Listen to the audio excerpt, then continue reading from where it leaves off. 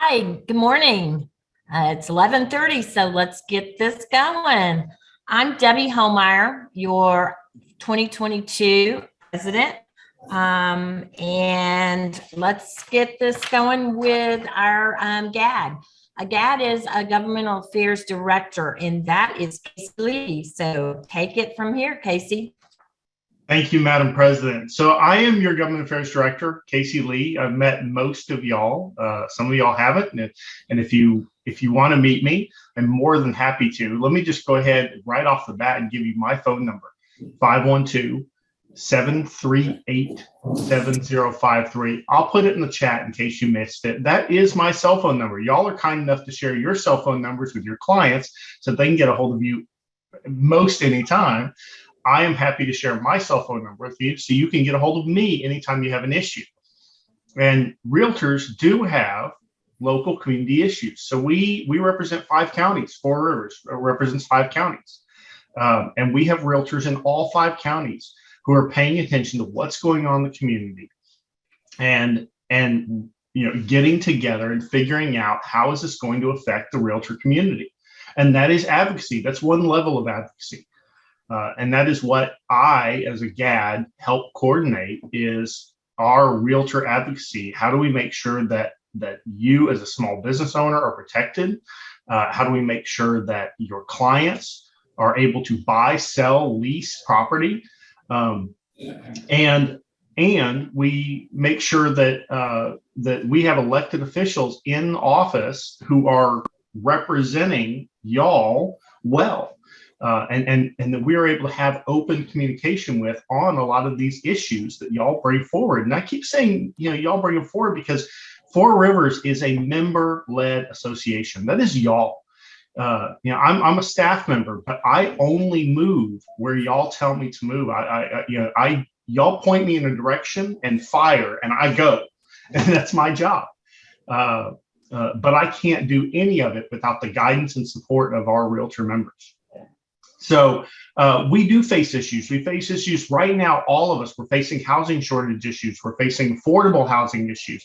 We are facing healthcare issues. That's right. As small business owners, you have to take care of your own healthcare. We're facing healthcare issues at local level. So I mentioned that we support elected officials. Before they become elected officials, they are candidates. We just went through an election cycle. We supported candidates at all levels, federal, state, and local. And I am proud to say that the realtors, we had about a 94% success rate with our elections. And we even have a couple runoffs. So I mentioned we have 5 counties here that we represent, and we've got a couple runoffs going on that we're paying attention to. We have government affairs committees in each of those areas. And I would really like to ask, I'm seeing a lot of names on here, people that are already on those government affairs committees. I'm seeing some elected officials in here. Y'all, I'm not going to call out any names. Y'all know who you are. But I'm seeing some elected officials in here. These are realtor elected officials who better than anybody else know what it's like to be a small business owner, to get up every day and work and fight for private property rights. And advocacy is a circular cycle. It goes around, and in the issues that we deal with today, we're going to deal with next year. We're going to deal with the year after that, the month after that, the week after that. We're going to deal with these all the time. These aren't one and done issues. And I want to I'm going to wrap this up and just thank all of y'all for everything that you do for our communities, for our industry. And again, I'll put it in the chat. If y'all see an issue that you want to take on, that you think is important, if you have just questions you want to ask of me, call me. I'll put my cell phone number in the chat. Call me, email me. I'll be happy to have those conversations with you. This is our first deal. I know I'm supposed to have 3 minutes. I took a couple extra, but this is our first deal. Every single one of these meetings, I'll jump up here and I will give you a 3-minute political pop. Here's what's going on in our areas. But this was the introduction. Thank you for your time. Thank you, Casey. And one of the things, Casey's right. I live in a rural area, and broadband has been one of my major issues. So now we are getting, progress there. Another thing, thank you guys so much for taking time out of your day to join us. And Casey, let's off now. Let's continue with our advertisers. I'm going to start with welcoming Todd Maxwell. Todd Maxwell with Spry Financial. And let me tell you a little bit about him. Todd is a mortgage loan officer with Spry. His office is located in downtown New Braunfels on the second floor of the Phoenix Salon. Sorry, not saloon. Todd is going to speak to you today about some innovative ways Spry is helping buyers to get their offers accepted in this challenging marketplace. So, Todd, feel free to add some more if that's all I got to talk about. So I'm going to turn this over to Todd. Okay, thank you, Debbie. And actually, it is a saloon, not a salon. So yes, my office is on top of a bar. In case anybody wants to mosey on over on, I'm never distracted except on Friday afternoons. I might mosey down there a little bit, but. Anyway, as Debbie said, what's that? I love the Phoenix Saloon. Yeah, good.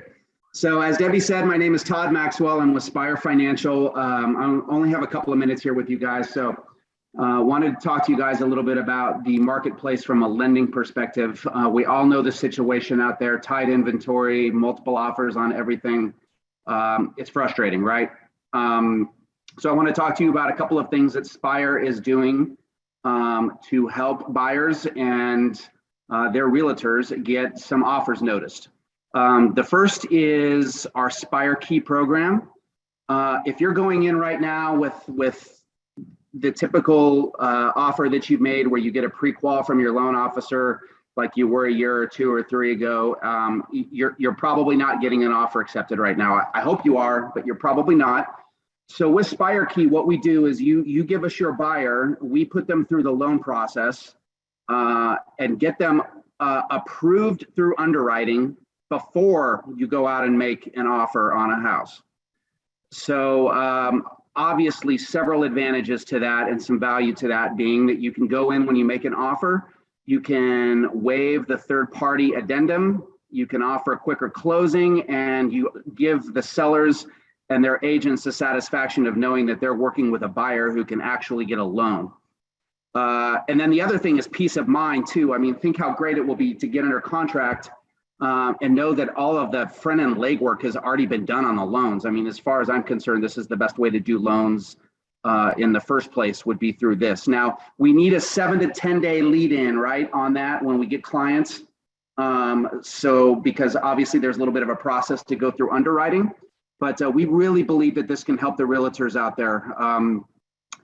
Additionally to that, if you get your buyer Spire Key approved, we have a cash buyer program that they may be eligible for. Now, a lot of you may have heard of these with groups like Homeward and those groups. Now you have a local lender that's actually doing them as well. And for anybody who doesn't know what that is, basically our organization buys the home and then does separate financing with your buyer afterward to help them make more competitive in the marketplace. Now, I get asked all the time, can this be done with people who are contingent on the sale of their house? The answer to that is yes.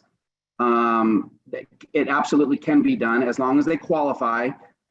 We will still close on it. Then we'll actually lease it to them and wait for their house to sell, and then we'll finish out the deal with them.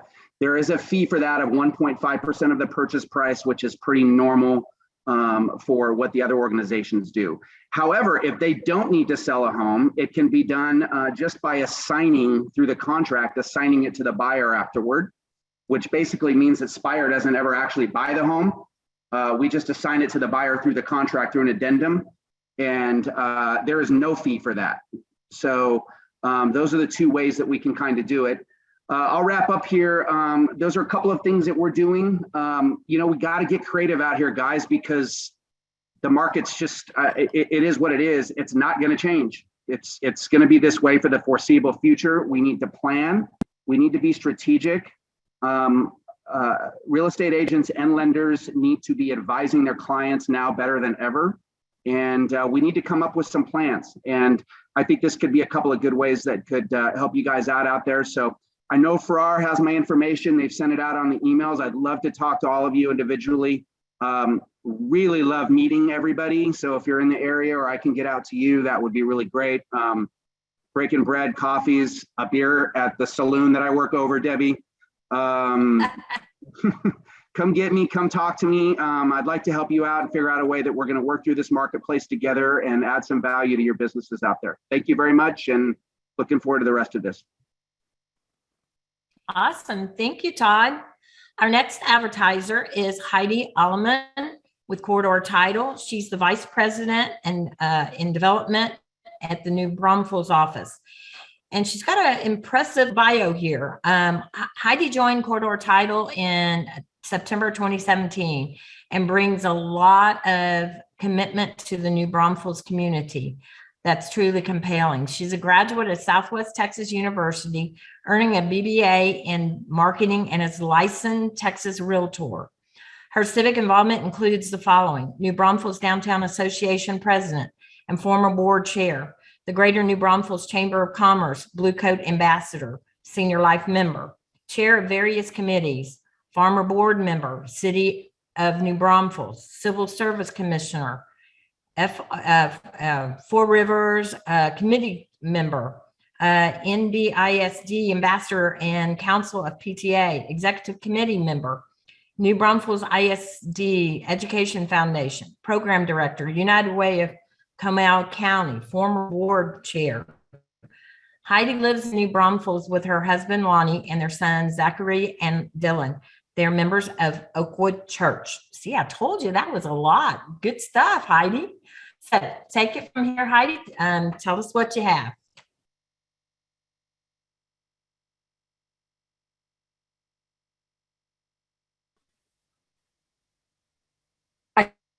Can you hear me? Because I couldn't hear anything you said.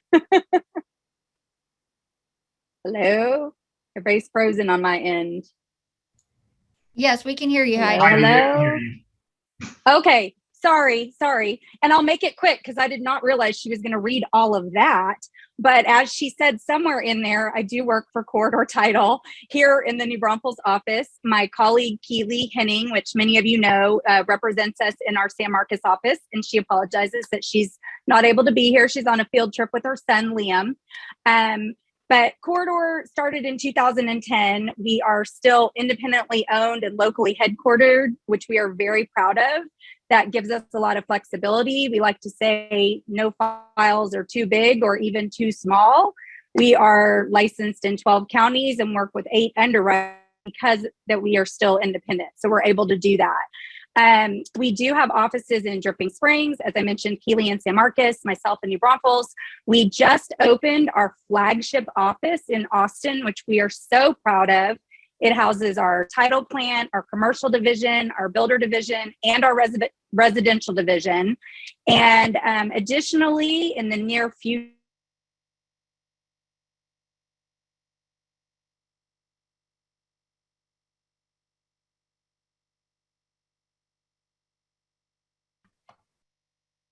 Heidi, you froze again. Can you hear us?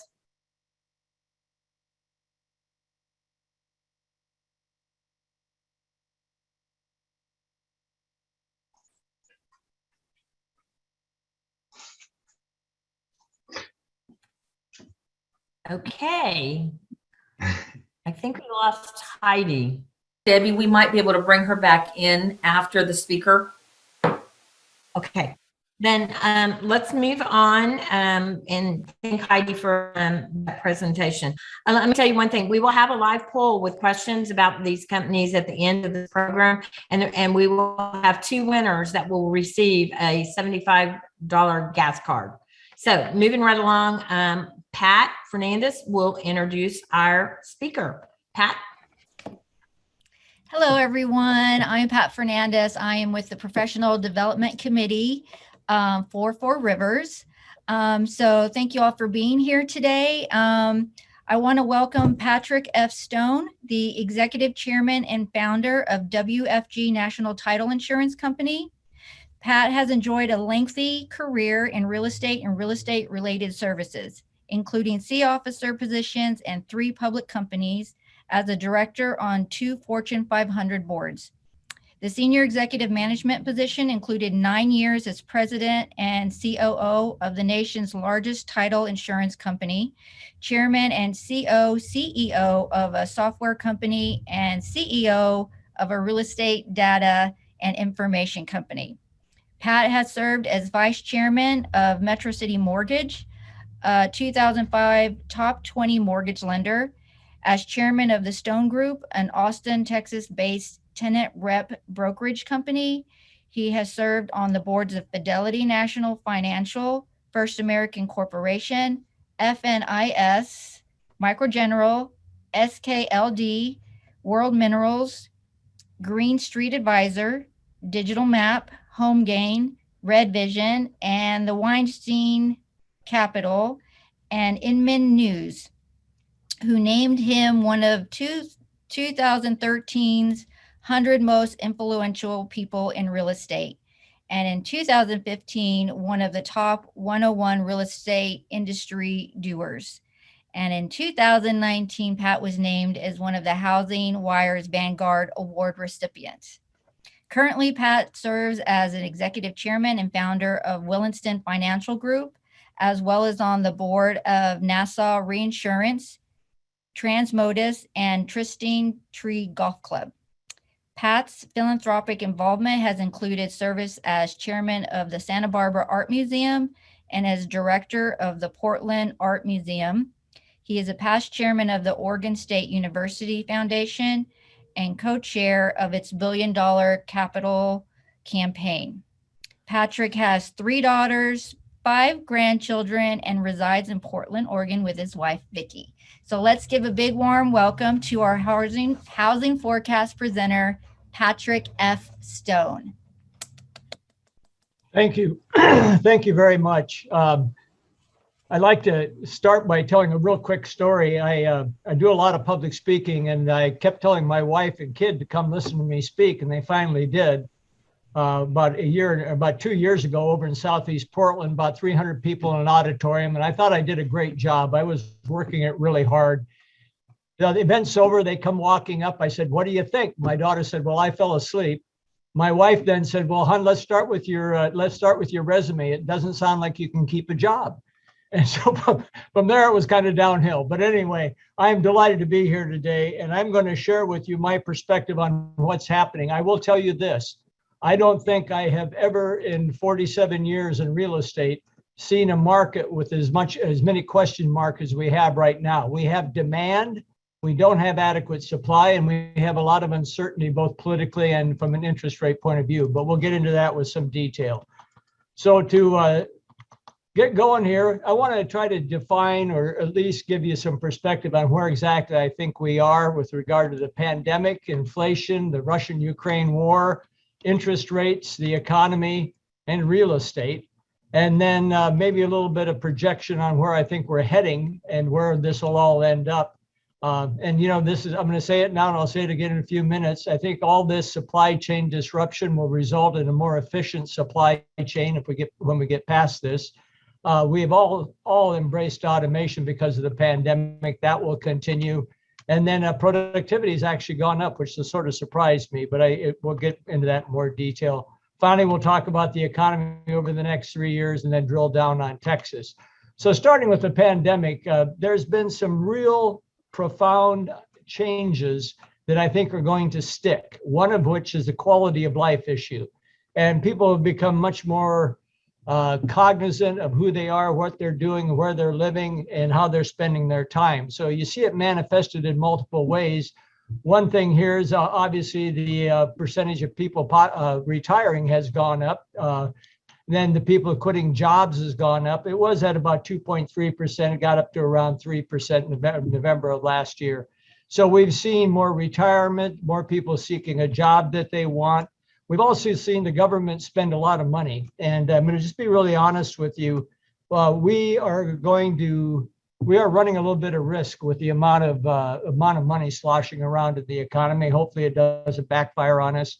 but the U.S. federal deficit has gone through the roof. It's back to on a percentage of GDP where it was in World War II.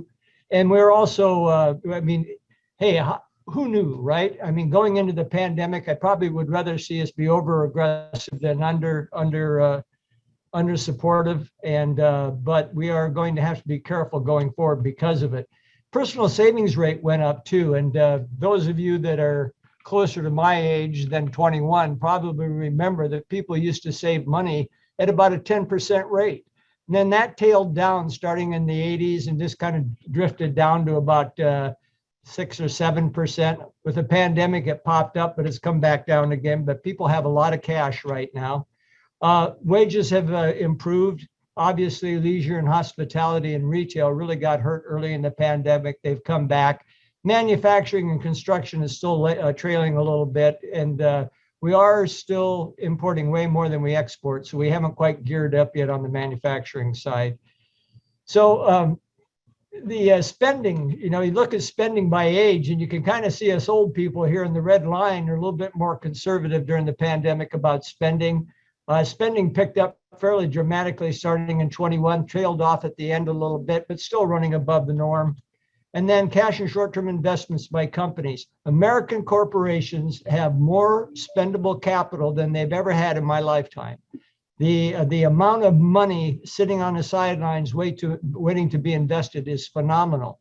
If, in fact, we get through the Russian-Ukraine situation without tipping the barrel over, we have the ability in our economy to grow for the next few years and grow very substantially. The wealth effect, this is really profound. Look at financial assets that have gone up since the pandemic started. A lot of that is based on real estate. I mean, the real estate has been phenomenal, as you all well know. But overall financial assets and the wealth of the Americans have gone up very dramatic. And take a look at this slide. This shows you wealth by age and total wealth. And we've seen a dramatic increase in wealth. In fact, if you look at this real hard, you're going to notice that we have increased our wealth by more than 3 times since the year 2000. So in the last 22 years, we've increased our wealth in this country by over 3 times. It's just been phenomenal, the pace of wealth growth in our country. So, and this is not meant to be a political issue, but I'm going to show you something, you know, and what I'm trying to do here is show you that the underlying trends are real, that there has been a change with the pandemic. A lot of conversation and politics around whether or not the state should provide support or cut support. You remember last year, there were a lot of states that cut federal benefits. There was about a 35% gap between the states that kept benefits and the states that cut benefits, but it only resulted in a 4.4% percentage change in unemployment. What does that tell you? That tells you that a lot of people that weren't working because of desire, not because of benefits. Yeah, I'm sure the benefits influence some people, but by and large, we have had a fairly significant change in our behavior because of this pandemic. So let's talk about inflation. And I really hate to talk about inflation, but it is a problem. And I think it's going to continue to be a problem for the foreseeable future. Consumer price index up 12 months change up 7.9%. That's the highest it's been since the 80s. It has really taken off. And inflation is caused by a couple different things. You know, if you talk to academics, they'll tell you that it's demand pull or cost push. Really, I look at it this way. Inflation is caused by either too much money chasing too few goods. In other words, you have extraordinary liquidity in the market and the unavailability of goods, or a shortage of goods that people want. And both those things were really manifested themselves in a meaningful way during the pandemic. And then also, inflation is often frequently caused by a disruption of a political nature. Those of you that remember the oil embargoes in the 1970s know exactly what I'm talking about. Well, the Ukraine-Russian thing is going to have somewhat of that impact, and I'll tell you a little bit more about that in a minute. So you've got too much money, you've got a shortage of goods, and you've got a political disruption. So we have the perfect environment for inflation right now. And you look at this is also personal consumption expenditures, and the core is without food and gas, but it's still just rocketing. It's really gone up. Spending on goods and services. Now, one of the things that happened early on here was that the Fed took the position that inflation was transitory. And I'm going to be real honest with you. I don't disagree with them when they said that and what they were looking at that time. Inflation was basically being caused by the fact that consumers couldn't go out, they couldn't spend money on services, so they were buying goods at an extraordinary rate. And you look at this, you see the pandemic hit, and then you see the amount of money going on towards goods went right through the roof. And it was compounded by some problems in the supply chain because pandemic reduced workers, so forth and so on. So when the Fed said it was transitory, they were looking at this and they were assuming that we were going to get through the pandemic faster than we have, and that we would fix the supply chain so that we would be back to normal. But as we went on, it hasn't happened, has it? So durable goods prices are very, very high. Durable goods average hourly wages aren't. And we do have a problem because inflation is now exceeding wage growth. Trade deficit, we have, because of the federal stimulus and because of the fact that we're the largest economy anyway, we buy a tremendous amount of international goods. Unfortunately, because of the pandemic, we have curtailed some of our shipments. So our trade deficit has gone through the roof again, and this is it's getting pretty bad. Is it a major problem?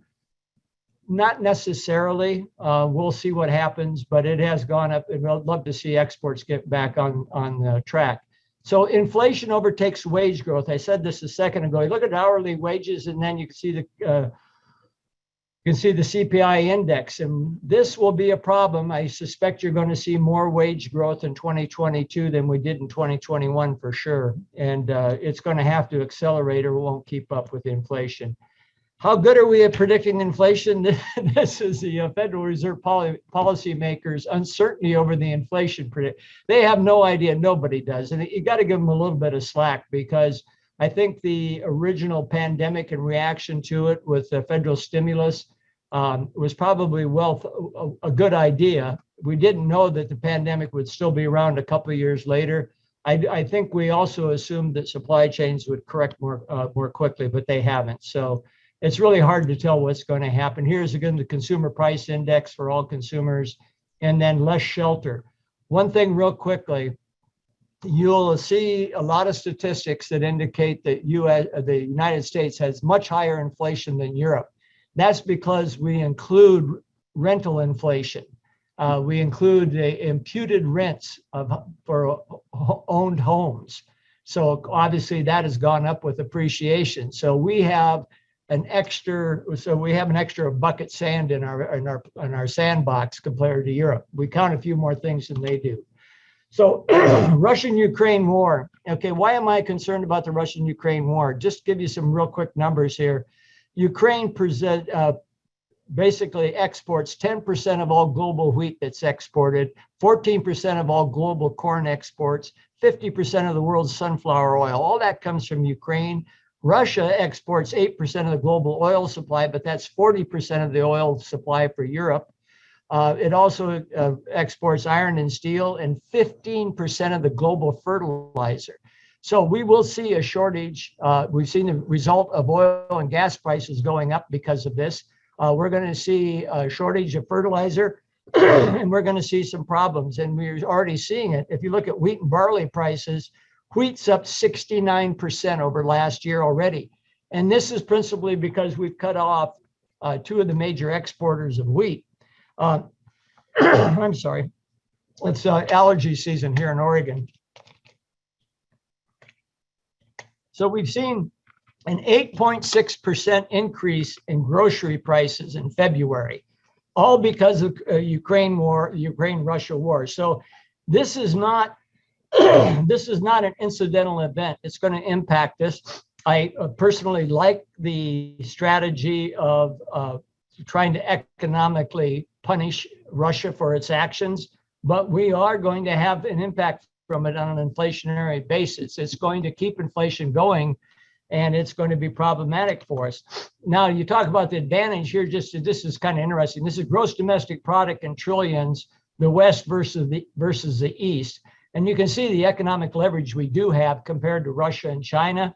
It is phenomenal. The West is really in a good position to use economics as a leveler, if you will. This is gross domestic expenditures on research and development.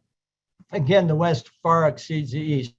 Now I'm going to show you a slide, and don't overreact to this slide. This slide was done in October of last year by Goldman Sachs.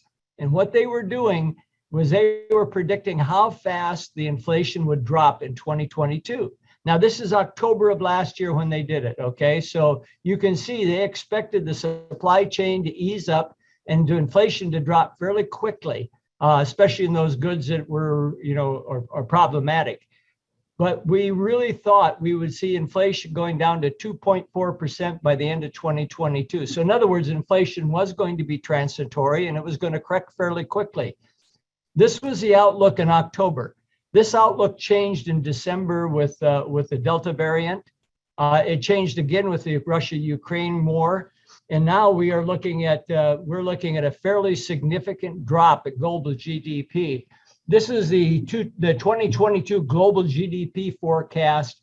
This is done by Goldman Sachs, and you can see they include Bloomberg and the largest banks, the International Monetary Fund, where everybody thought the global economy would be. With the Russia-Ukraine war and using economics to punish Russia, you can see where they think it's now. It's dropped a full percentage point already. So we're going to see, but I think it's going to be, this war is going to impact the economies. Interest rates, interest rates are challenging. We're up 1% on the 30-year mortgage this year since the 1st of January, up 1%. Will it keep going is a good question. Let's drill down on it a little bit. You can see here the Federal Reserve's asset holdings.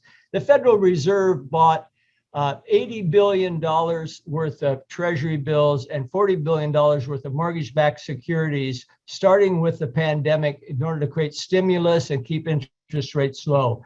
In December, actually in November, they announced that they were going to start unwinding that purchasing, and they ended up basically quit purchasing in March. They have dropped that off gradually over the last 4 or 5 months. They also raised rates at March 16th, and this is the effective federal funds rate. What really should be right now is it's up between 0.25 and 0.5. The Fed will raise rates at least 7 more times, and probably I'll be surprised if they don't pop it a half a point at some point. If you look back to 2016 to 2019, I think there's eight or nine rate increases right there. I think you'll see the Fed funds rate raised about 7 more times, and it will probably get up to about 2.75, maybe just slightly higher than it was in 2019. That should impact the inflation. That should slow things down a little bit. Let's hope that that's the case and it goes smoothly. So federal debt, I talked about that a little bit. You can see as a percentage of GDP, we're back up where we were in World War II. Going forward, is expected to go up a little bit more. Why do I care about this? Well, if interest rate goes up, the cost of funding this federal debt will go up. And when you have $23 trillion worth of federal debt, you need to be a little bit sensitive about your interest rate. So it's a little bit scary there. Do we need to pay this down? Not really. What we need to do is quit adding to it. If we quit growing the federal debt and we continue to expand our economy, the percentage of GDP in debt will go down. And if we just held the debt somewhere right where it is now for the next 10 years, we'll be fine. But we've got to quit adding to it. So this says since 1980, you can see it's gone up more than a little bit. Federal debt's gone up dramatically. But the cost of paying that debt was fine until the pandemic started, because it was really, because of low interest rates, that debt wasn't a burden. Well, if you start raising interest rates, this could be an issue. I've probably been asked 20 times in the last month, am I worried about a housing bubble? Am I worried about housing prices coming down? I am not.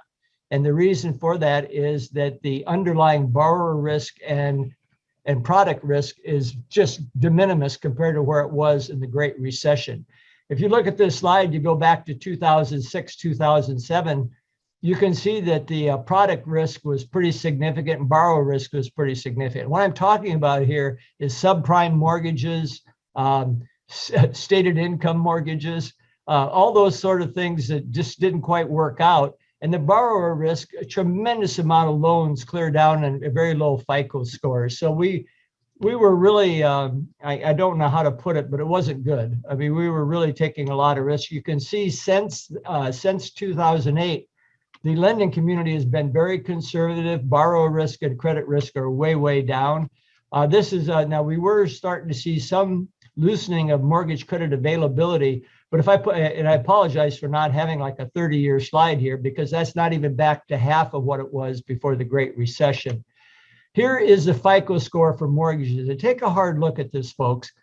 The last 5 years, over 2/3 of all mortgages have been to people with FICO scores over 760.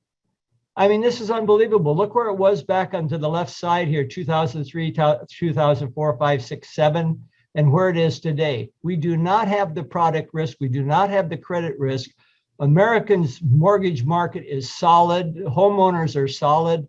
We're in a good situation, and we're not going to have any bubble burst in housing. There is no bubble, and we're not going to see a decline in housing prices. Talk about the economy. We did 7% in Q4. Everybody was pretty excited. Again, that was before the Delta variant really started emerging, and then also before the Russian-Ukraine war. If you break down how the economy grew, healthcare was up, food services started to recover, durable goods was up dramatically. And the only negative, of course, was net exports were down because we're importing more than we're exporting. Looking at the gross domestic product, the growth rate of it, and it dropped with the pandemic, and then it picked back up. Unemployment rate in February, 3.8%, just getting really close to where it was pre-pandemic at 3.5%. Change in non-farm payrolls, about 2 million short of where we were before the pandemic. And then this is an interesting slide. Again, I don't want to be political, but I got to point this out to you. One of the problems we have in this country is that we are an aging population, and we're not growing the population like we used to. We are very, very dependent and have been since the country was formed on successful and desirable immigration. It's got to be regulated and managed properly. But looking at this slide, look at job openings versus unemployed people. I heard a politician not too long ago say, can you believe that there are more job openings than unemployed people? That shows people are getting too many benefits. No, actually, all during 2018 and 2019, there were more job openings than unemployed people.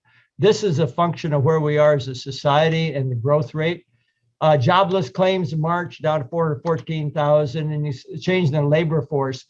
The one segment of the labor force that is still significantly missing is women ages 20 to 54. That is because they're caregivers. That's because they have kids. Hopefully that starts to change as the pandemic abates. And then why unemployed workers aren't searching urgently. Have an employed spouse, got the care responsibilities I just mentioned, have a financial cushion, COVID fears. Unemployment insurance payments have got to be fairly de minimis in terms of impacting unemployed workers. One thing, again, is I'll say this probably too many times, but American corporations are in the best shape they've been in my lifetime. The profits last year were record profits. They have capital. A lot of them went into the market and floated bonds when interest rates were really low. So we have the juice to have an expanding economy. Biggest question is interest rates, and are we going to be able to get past this? So I talked about population growth. Here's take a look at this. This is U.S., China, European Union, and Japan. And we've got a problem because our population growth is declining fairly dramatically. Japan's is negative. China's getting real close. So is the European Union, and we're not far behind. I got to show you this, and this is really nothing more than just sharing information. This is the total gross domestic product, 1820 to 2018 for the world. I'm going to tell you something, and I say this a lot, and some people buy it, some people don't. Globalization is already done. Globalization has already occurred. It is not reversible. It is a fact of life. And if you take a look at this slide, the global economy has doubled in size since the year 2000. In the last 22 years, the global economy has doubled in size. And if you think about what's going on here, just let me give you a quick interesting fact. 40% of everything manufactured in the world is manufactured by US companies, and half that is manufactured overseas. This is a global economy, and we feel the pain globally and we feel the benefit globally. Real estate. I had to throw this in. I think a lot of people have had that experience. Characteristic housing inventory, and I apologize, they haven't updated this in a while. The negative equity now is less than 1%. Single family rentals are over 15% now, but basically owner occupied is 63 to 64%. Gives you a good idea how it breaks down. And then this is I'm not advocating Redfin in any manner, but they do have an interesting statistic I wanted to share with you, and that is that they tracked home buyer demand based on requests for home tours and other home buying services. Basically, potential buyers online, the activity online. And you can see where it was in 2020, how it increased in 2021, and it's even increasing in 2022. So people are looking, people are interested in buying a home. It is still the center of everybody's mind. So this is Fannie Mae's projections. They do predict that the resale go down this year. This was done right before the pandemic or the Russian-Ukraine invasion. So candidly, my gut is that the resale will drop a little bit more than this year, somewhere between 6 to 10% from last year. New home construction will be up. That'll offset part of it. Obviously, refinances will be down because the rates are up. But Fannie Mae indicated in their belief that we were going to have good markets for the next few years. Get through this Russia-Ukraine thing fairly soon. I agree with them. We'll have good markets for a couple of years. This is the Case-Shiller Index, which I personally hate, but I want to share it with you. They show that it being up July 21 up 19%. You heard a lot of things about house prices going up 20% last year. I like to follow median sales price as an indication of appreciation. And if you take a look at this, the U.S. as a total went up 15.8% last year. The Northeast went up about 6.3%. The Midwest went up about 10%. The South went up 20%. And the West went up 8.4%.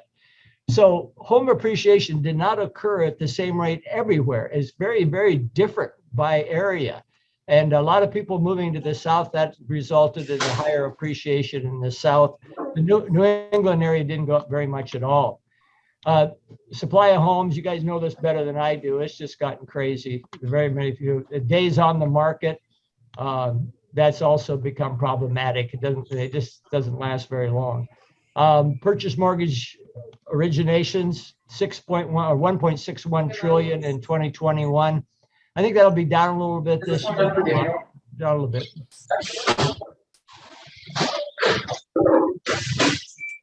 So new residential construction. I want you to take a hard look at this because there's a really interesting phenomena going on here. You can see the building permits, 1.8 million, housing starts 1.7, housing completions 1.3. If you look at the chart, go back to February 20 when the pandemic started. Building permits and starts have gone up dramatically. I mean, they are up about 15, 20%. Completions haven't increased at all. And that is a function of materials, supply chain, and employment pressure. So home builders have started a tremendous amount of homes. They've gotten a lot of permits, but those homes haven't gotten to the market yet. You know, there's if you break it down a little bit, so the starter homes in 1980 were 40% of all home construction in 1980. In 2019, it was 7%.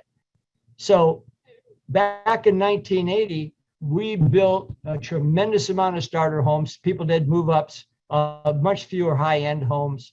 But because of the Great Recession, we lost that. We really underbuilt probably, you know, there's arguments about this. I personally think we underbuilt about 1.3 million homes between 2011 and 2020. So in other words, we had the demand and we didn't fill it because basically there was economic uncertainty and a lot of young people didn't have the ability to execute on a starter home. There's 32.5 million people right now between the age of 27 to 33, which brings them into the starter home market. So there are builders building a lot of starter homes right now. A lot of the national builders have starter homes up there. They just haven't been able to complete them. So hopefully that happens pretty quick. So first-time buyers, 34% of home buyers in 2021. From 1991 to 2009, there was only 1 year in which it was less than 40%. So we've literally eliminated that part of the market. And that's where the shortage is. I do believe builders are focused on it, but they've got to complete the homes if we're going to see some change in that. So my thought prior to the uncertainty around the Russian-Ukraine situation, my thought was that we would be back to a balanced housing market in about 2025. It may take a little bit longer than that. We will get there. And by balanced housing market, again, I mean a lot of, 40% first-time buyers, then people moving up and so forth. And and then people turning their homes over back to about a 7-year average. Real quickly, in 2005, the average time in a home was 6.4 years. In 2010, it was 8.7 years. In 2020, it was 13 years. So we get new homes for starter homes, but we also get step-up buyers and people moving, looking for a better home. I think you'll see that return. Okay, so housing units, you can see here the growth of all units and then single family, and it will continue to grow. We need to get this back up to about 1.5 million for a few years, and then we'll get back into balance. And here's year over year building permits, and this is January to January. Last January we had a lot of building permits, so don't let this concern you that it's not as high as you might want. In December, it was up 20% almost in every state over the prior December. So January 21, we really started with a lot of permits, and this is January 22 over January 21. But Texas is up 11.4% year over year in building permits. One of the problems, of course, is lumber prices been all over. I wish we. Again, I don't want to be political, but I have failed to find any example that tariffs ever worked. And if you want a classic example of how they don't work, take a look at the Smoot-Hawley tariff that caused the Great Depression. But look here, the lumber prices are very inconsistent. We need to get this back so that we could count on lumber and that it's available at a reasonable price. Shelter inflation. This is a compilation of a lot of different ways of tracking it, but really what's happened is people have raised rents, and they've raised rents dramatically, partly because they can, and partly because home prices have gone up. So where are we heading? I mentioned earlier, supply chain efficiency, automation, productivity. Real quickly, supply chain. Goldman Sachs publishes this. It was at 10 in December. It was at 7 the first week of March. Now, this was really encouraging because that meant the supply chain was really easing. Again, the Russian-Ukraine thing may disrupt it, but look at the Drewry World Container Index was over $10,000 a container. Now it's down to 8,800, so it's coming back down.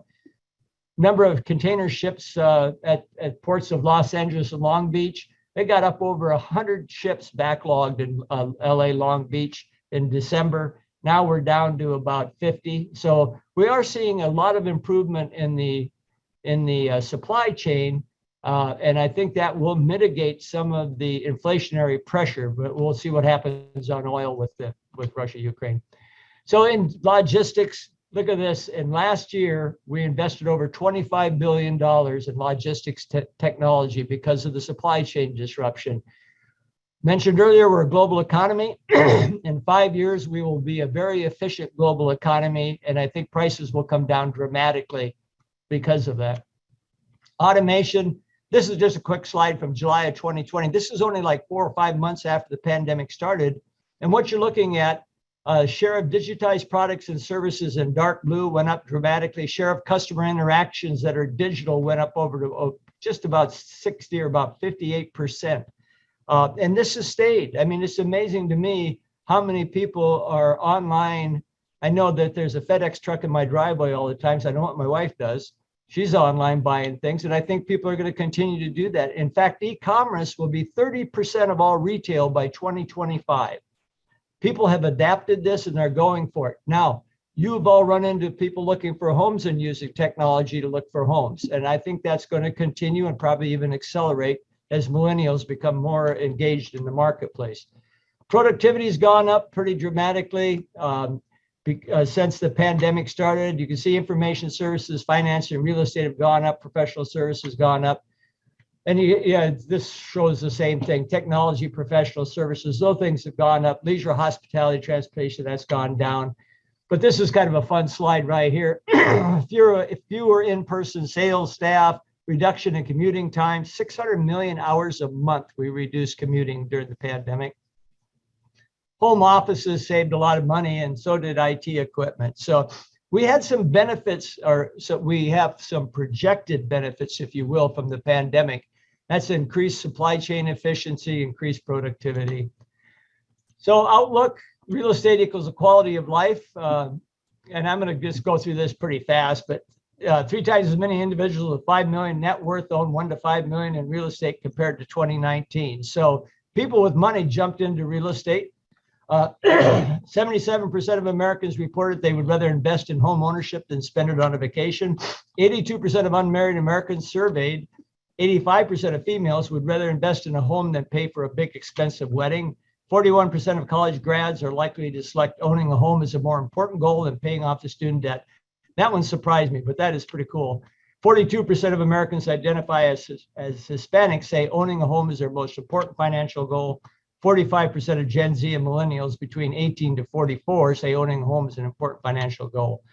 So owning a home has become very, very important because of the pandemic. And I think that will continue. We've had a fairly profound cultural change, as I tried to articulate earlier. And I think owning a home is going to be in front of everybody's mind for as far as I can see in the future.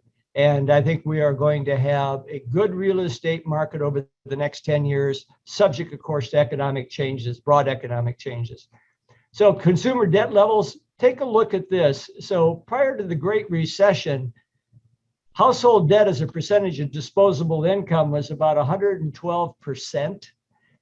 We've been running a little over 80% when we started the pandemic, and you can see that mortgage debt was down. The 2 areas that were a little bit of a concern were student loan debt and auto loan debt, but mortgage debt was way down, and overall household debt. The American consumer really did a good job of readjusting, resetting, and managing their finances.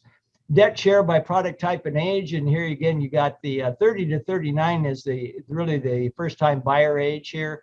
And they're not too impacted by student loans or auto loans, a little bit, but you can see overall by age group how it breaks down. And then this is a little bit dated, I apologize. The blue line is homeowner equity. It's now at about $30 trillion. It went up $9.1 trillion in 2021 because of household appreciation. And you can see the American consumers are in much better shape now. They don't have the home equity debt, and they have $30 trillion worth of home equity. Fannie Mae's mortgage origination, they're pretty confident the purchase market is going to stay solid going forward. Refis obviously drift downwards. And then this is National Home Builders Association. And take a look at the top line here, which shows housing starts. And they were running 1,200 to 1,300. 2017, 2018, 2019, got up to almost 1,420, almost 1,621, and they're predicting 1,625 this year and 1,600 next year. So they just got to get these finished and on the market. They're under construction. Talk about Texas. Okay, so this is building permit data. You can see San Antonio and New Braunfels on the top here. We're not quite back to where we were, or we're getting close to where we were, but this is actually a little bit dated. I apologize. This is right at the start of the pandemic. Texas is really a solid economy compared to most of the country. Has had good construction, good migration into the state. Here's home sales, and you can see the 2021 and then 2022 for January. 2021, a little bit better than 2020 in the initial pandemic, right after the pandemic started, the March, April, May, but pretty close to the same the rest of the year. This is a very encouraging slide, and I'll tell you why.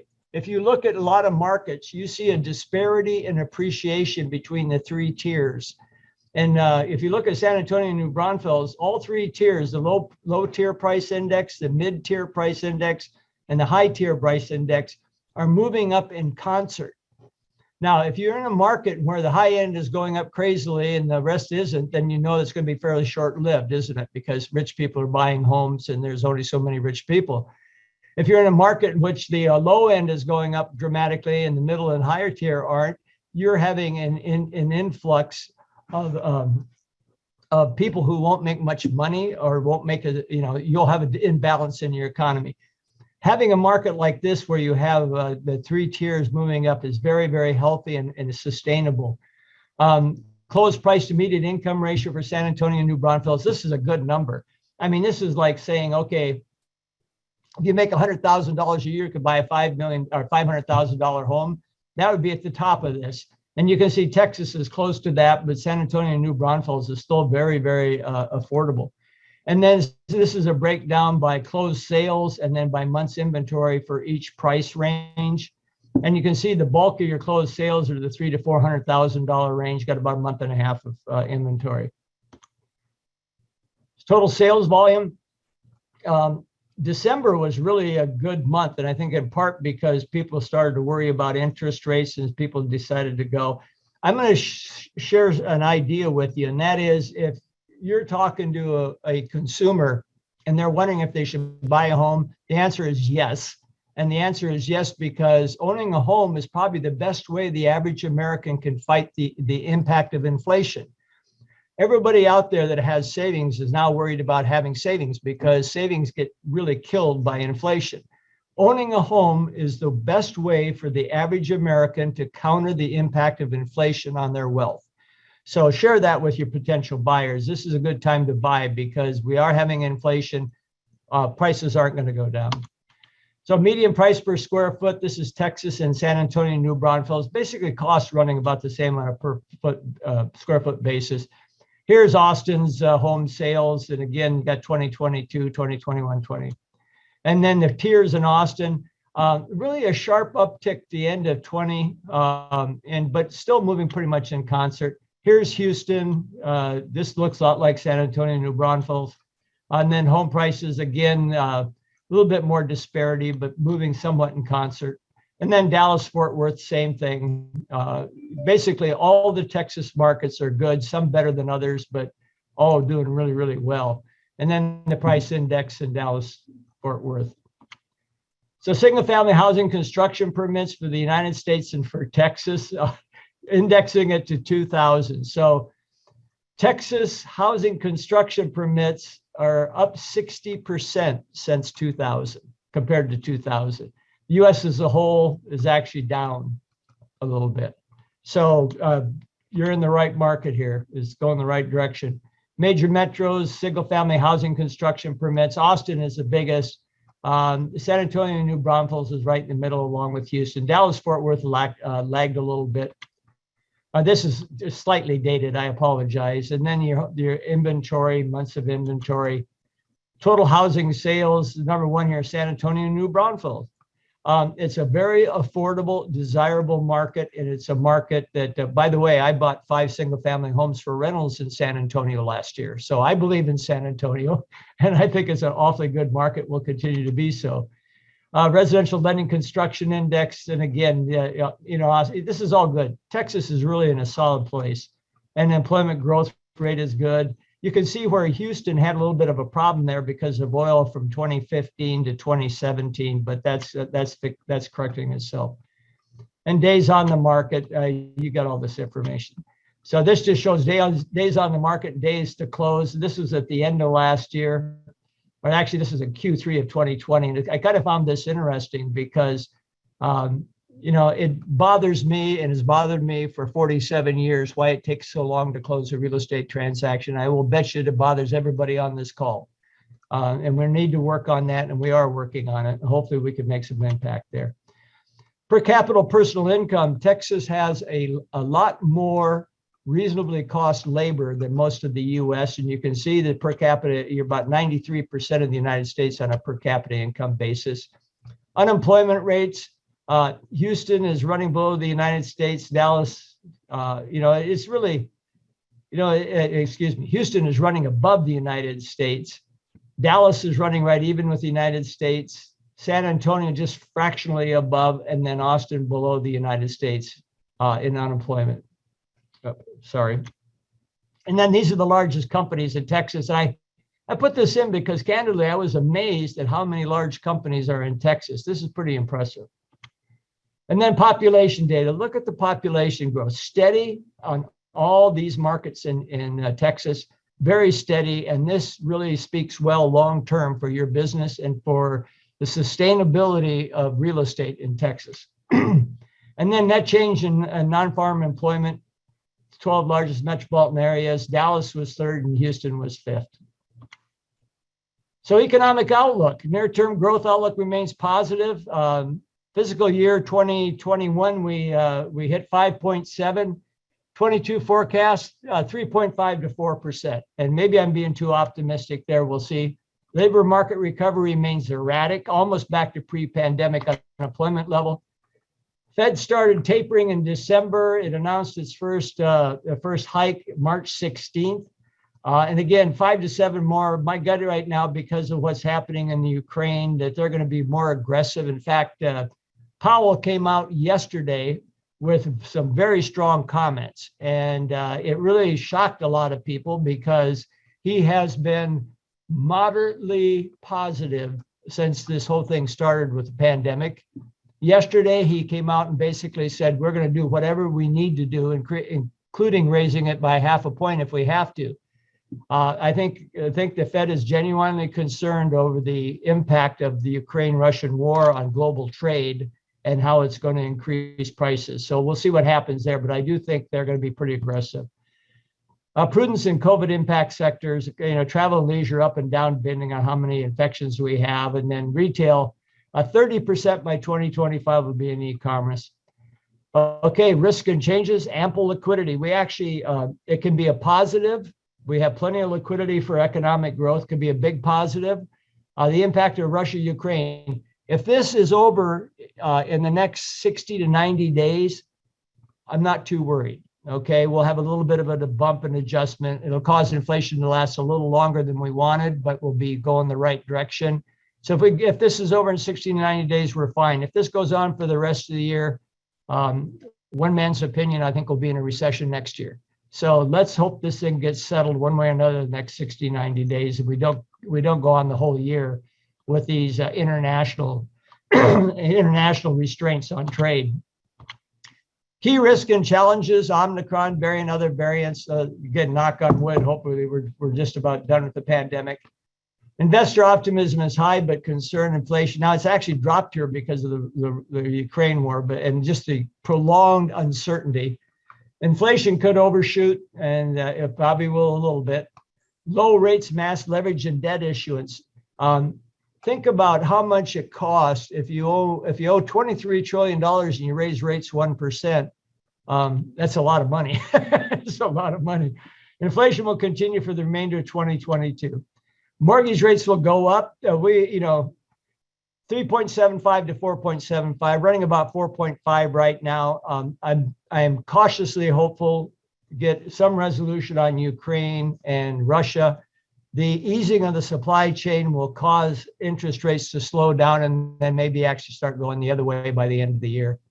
2023, 4.5 to 5, 2024, 5. Listen, it's okay. I've seen a lot of articles about, well, aren't you worried about that? This eliminates a lot of, it does not eliminate very many people. And those of you that started when I did will remember the 18% mortgage rates in 1982 and 1983. That was problematic. And there weren't many mortgages, but even at 4.5 to 5%, we could still have a good real estate market. Residential resale will stay strong through 2025 until the next recession. Price appreciation will return to 3.5%, probably take about 3 years to get back there. Demand will exceed supply for the foreseeable future. And I don't see that changing in the next 5 years. I really don't. So I am open to questions, and hopefully that was useful.